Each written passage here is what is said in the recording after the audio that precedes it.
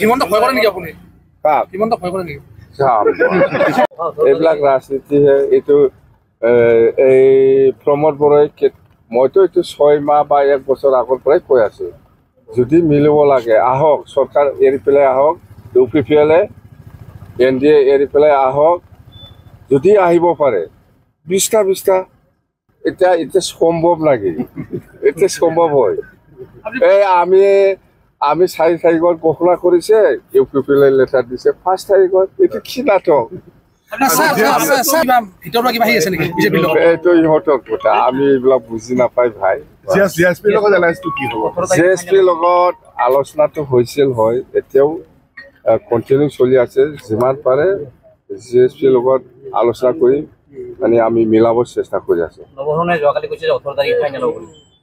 তাৰিখ এনেকুৱা নাই মোৰ লগত বা কাৰোবাৰ লগত, এনেকুৱা ডেডলাইন মই নিদেখাবো। আপনি প্ৰমোদ বড়োক গালি দিয়ে কিন্তু হিমন্ত বিশ্ব শৰ্মাক গালি নিদিয়ে, কিহৰ কাৰণে? যদি গালি দিব লগা কিবা আছে মই গালি দিব পাৰিম। প্ৰমোদ বড়ো চলাইছে BTCটো, কোনে চলাইছে? চলোৱা মানুহ প্ৰমোদ বড়োহে চলাইছে, সেইকাৰণে প্ৰমোদ বড়ো গালি দিছে। কিন্তু হিমন্ত ভয় কৰে নেকি আপুনি?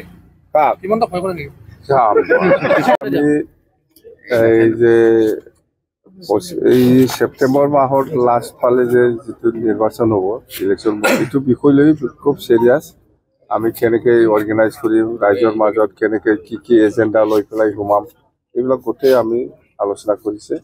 আৰু লাষ্টত আমি অল বড়ো ষ্টুডেণ্টছ ইউনিয়ন আপচু যে আমাৰ তাত লেটাৰ দিছে আমাৰ লগত আলোচনা কৰিবৰ কাৰণে ইউনিফিকেশ্যনৰ কথা লৈ পেলাই, সেইটো BPF দল হিচাপে আজি আপচুৰ লগত আলোচনা কৰিবৰ কাৰণে এগ্ৰী হৈছে। কথা সেইটোৱে একত্ৰীকৰণ যিটো কথা চলি আছে, সেইটো একত্ৰীকৰণৰ কাৰণে যিটো কথা চলি আছে, এইটোতো আমিতো BPF হয়। BPF-এ আজিৰ দিনত নাজানো আপচুৱে কি এজেণ্ডা লৈ পেলাই আলোচনা কৰিব। জাষ্ট আমাক লেটাৰ এখন দিছে যে BPF-ৰ লগতো আলোচনা কৰিব আৰু UPPৰ লগতো আলোচনা কৰিব। সেইখিনি 22টা চিট দিছে আৰু 18টা দিবহে বাকী আছে। এতিয়া কি চিট শ্বেয়াৰিং হ'ব? এইটো বহুত দূৰৰ কথা, এইবিলাক নকম এতিয়া। ঘোষণাটো আজি নকৰিম, আজি 18টা চিট বাকী আছে, সেইটো আজি নকৰিব। মুঠতে 20 তাৰিখৰ ভিতৰত কৰিম। চবেই এণ্ট্ৰি মাৰিব। ইয়াত ৰেষ্ট্ৰিকশ্যন আছে নেকি? ইয়াত কংগ্ৰেছ সোমাব নোৱাৰা, কোনোবা ৰাইজৰ দল সোমাব নোৱাৰে, এনেকুৱা ৰেষ্ট্ৰিকশ্যন নাই। পাৰ্টি চবেই আহিব।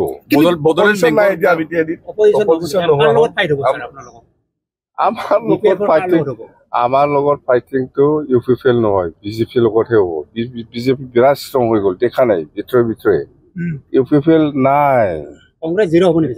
কংগ্ৰেছ জিৰ'টো হ'ব নালাগে, স্কোপ ল'ব ইহঁতে। BJP চিট বেছি পাব নে BPF পাব?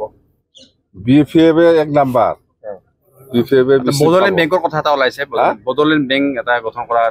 বড়োলেণ্ড বেংকটো, বড়োলেণ্ড বিকাশ বেংক আমি যেতিয়া BTC চৰকাৰ গঠন কৰিব, তেতিয়া আমি এইটো খুলিব পাৰে BTC গভৰ্ণমেণ্টে, সেইটো ৰাইজৰ কাৰণে ভাল। এইবাৰ চিফ আপুনি হ'ব নিশ্চয়, চবে আশা কৰে কি কাম কৰিব? মই চিফ হ'ব না কোন চিফ হ'ব, মুঠতে BPF দলে চৰকাৰ গঠন কৰিব। মূলত কি নতুন ইছ্যু এইবাৰ লৈছে? নতুন ইছ্যু মানে সেইটোৱে, আপোনালোকে শুনা নাই, 100 crore আমি যুৱক যুৱতীসকলৰ কাৰণে আমি ব্যৱহাৰ কৰিম। যিহেতু BTC অঞ্চলত বহুত নিবনুৱা সমস্যা এই 5 বছৰত একো কৰা নাই, যিহেতু বেছি বাঢ়ি গৈ আছে, সেইটোকে আমি কেনেকৈ সমাধান কৰিব পাৰে অলপ হ'লেও, ইয়াৰ কাৰণে 100 crore আমি ব্যৱহাৰ কৰিমেই। আৰু ইয়াৰ পিছত আমাৰ মাটিৰ পাট্টা দিয়া কথা আছে, সেইবিলাক আমাৰ BTCত ডাঙৰ সমস্যা হৈ আছে, সেইটো BPF-এ কৰিব। বিনা পইচাত চাকৰি দিছে, বিনা পইচাত চাকৰি দিছে। ৰঞ্জন দৈমাৰী জেলত আছে, তেওঁ ওলোৱাৰ ক্ষেত্ৰত বহুতে কৈ আছে। নাই, ৰঞ্জন দৈমাৰী ডাঙৰীয়াক জেলৰ পৰা ওলাব লাগে, সেইটো সকলোৰে দায়িত্ব। যেহেতু চুক্তি কৰিছে, যিহেতু ৰঞ্জন দৈমাৰী শান্তি চুক্তিৰ সাক্ষাৎকাৰী হিচাপে, যিমানেই যি নহওক কিয় চুক্তিৰ স্পিৰিটত সি ওলাব লাগে, কথা সেইটো।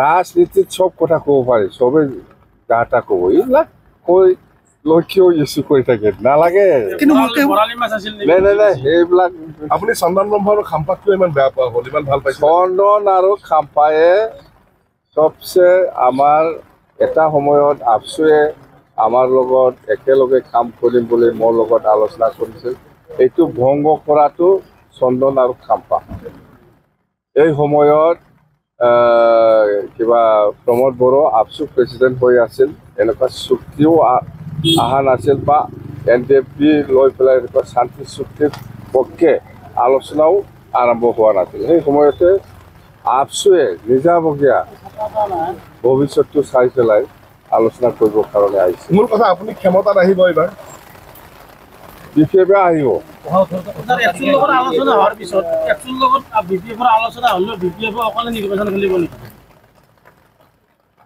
আপচু হ'ল বড়ো জাতীয় ছাত্ৰ সংগঠন আমি হ'ল BPF সকলো জাতি জনগোষ্ঠী লৈ পেলাই BPF দল আমাৰ আদৰ্শ নীতি বেলেগ আপচুৰ আদৰ্শ নীতি বেলেগ কিন্তু আলোচনা কৰিব মাতিছে আমাক এই হিচাপত আমি আগবাঢ়ি যাম কোনদিনা আলোচনা কৰিম কোনদিনা হয় এইটো ক'ব নোৱাৰিম মুঠতে আলোচনাৰ কাৰণে আমি আগ্ৰহী ECDC মুখ্যমন্ত্ৰীয়ে বৰালি মাছ আখ্যা দিছে কেলেংকাৰী হয় কেলেংকাৰী এইবিলাক ৰাজনীতিত চব কথা ক'ব পাৰি চবে যা ক'ব এইবিলাক কৈ লক্ষ্য ইছ্যু কৰি থাকে নালাগে বৰালি মাছ আছিল নেকি? নাই নাই নাই সেইবিলাক আপুনি চন্দন ব্ৰহ্ম আৰু খাম্পাক কিয় ইমান বেয়া পোৱা হ'ল ইমান ভাল পাইছে চন্দন আৰু খাম্পায়ে চবচে আমাৰ এটা সময়ত আপচুৱে আমাৰ লগত একেলগে কাম কৰিম বুলি মোৰ লগত আলোচনা কৰিছিল এইটো ভংগ কৰাটো চন্দন আৰু খাম্পা এই সময়ত কিবা